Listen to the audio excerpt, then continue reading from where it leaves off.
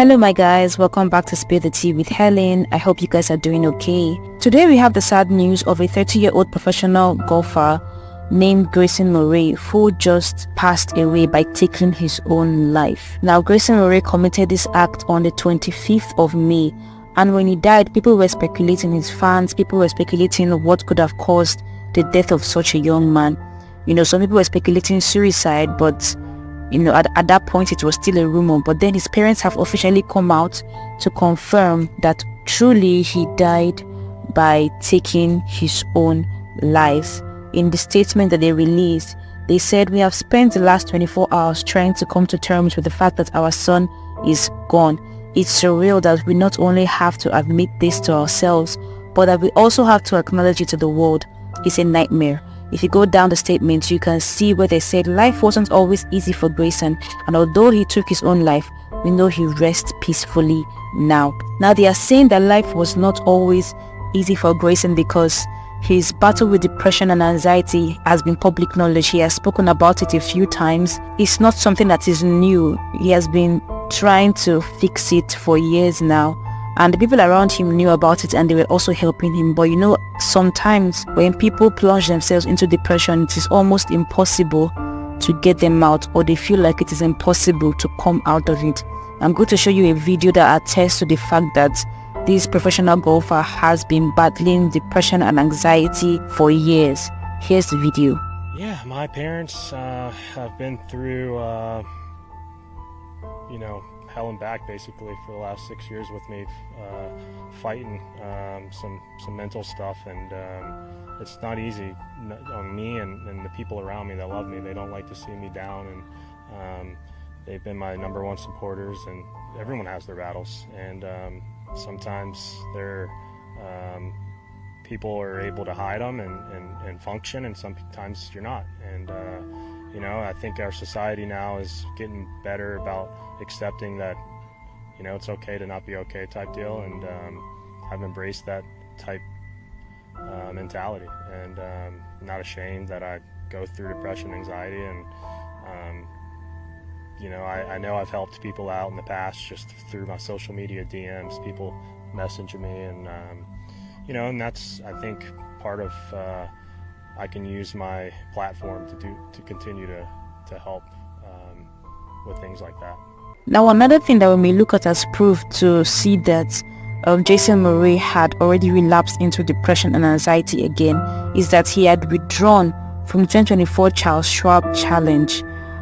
This is something, golfing is something that he loves doing. At least you can see that from his social media account, and the fact that he plays professionally. So for him to already be shutting that out, it is possible that he was already in that headspace again, where he was feeling all these things and unable to fight his demons and all of that. And sometimes people look at celebrities and they feel like they have no reason to be depressed. They are famous, they have money, they are known, you understand, they cannot walk on the streets without people wanting to get their autographs. But we tend to forget that these celebrities are human beings also, and they have feelings also, they have emotions, they are able to react to what goes on around them the way we are. But it's very, very sad that Grayson Murray, at the young age of 30, decided that this was the only way that he could put a permanent end to his problems. Of course, it's not the answer, and if you're going through this, you really, really need to talk to somebody. My comment section is open. You can talk to me there, and I promise to respond. And it is possible to relapse, to think that, okay, you have come out of this thing, but then something triggers it, maybe a memory or something, it just suddenly comes upon you again. It was the same case with Grayson Murray. He thought that he was already winning the war against depression and anxiety. In this video I'm going to show you right now, he talks about how he was an alcoholic at the young age of 22, how he would drink before he even goes to play professionally, like before he goes to play his golf. But he was already walking through it at that time, and he thought that he was getting better, only for this to happen now. Yes, I would drink during tournament weeks. It was my outlet. I thought I was invincible coming out here as a 22-year-old, winning as a rookie. Played 3 days hungover when I won. Best thing and worst thing that ever happened to me was winning my rookie year, but also feeling like I was invincible.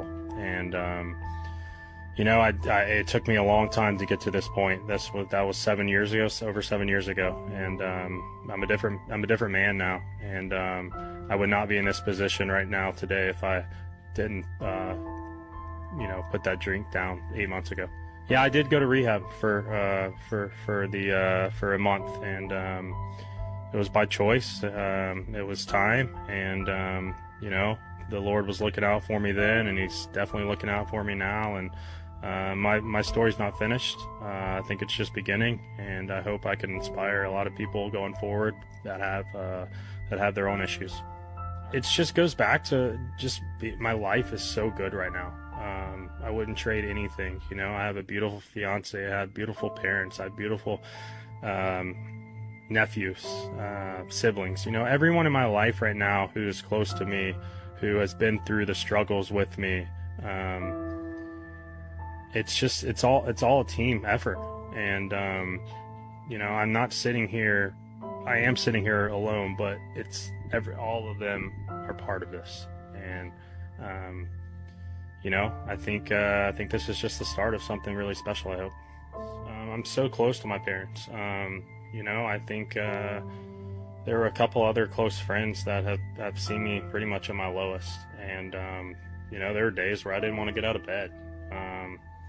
I just thought I was a failure. I always looked at myself as a failure. I thought I had a lot of talent that was just a waste of talent, and it was a bad place. But like I said, you have to have courage. You have to have the willingness to keep going, and lo and behold, that's what I did. And I'm here, and I'm so blessed, and I'm thankful. I struggle with anxiety. I struggle with depression. That stemmed a lot from the alcohol use. I struggle with comparing myself to others. Self-esteem. There's a lot of issues that I call them issues. I think they're common issues that we all endure, and I got tired of trying to fight it alone, and I asked for help one day, and that's when my life changed. It is. I think you got to give yourself grace. We all make mistakes. I don't think anyone in this room has gone life without a mistake. You gotta let go of the regrets. You gotta let go of the people that you've have let down. You gotta say you're sorry and move on, and it's on them if they don't accept the apology. But going forward, I just really want to make everyone happy and do the right things. Is a very, very tragic news, but it just brings more awareness to depression and mental health issues, and people should take it more seriously than they already do. I know here in Nigeria we don't really rate it, and it should change. Yes, it should change. We should take it more seriously. It's very, very sad that he decided to take his own life at this point in his career, at this point in his life. I don't know what he was going through, but it's a very, very sad thing to see people decide that the only way they can solve their problems is by destroying themselves, literally destroying themselves. On that sad note, we're going to end today's video. If you love my content, please hit the like and the subscribe buttons, and turn on your notifications so you see my next video when it pops up. And please engage with my other videos. Of course, I want to see you guys in my other videos. Take care, and bye bye.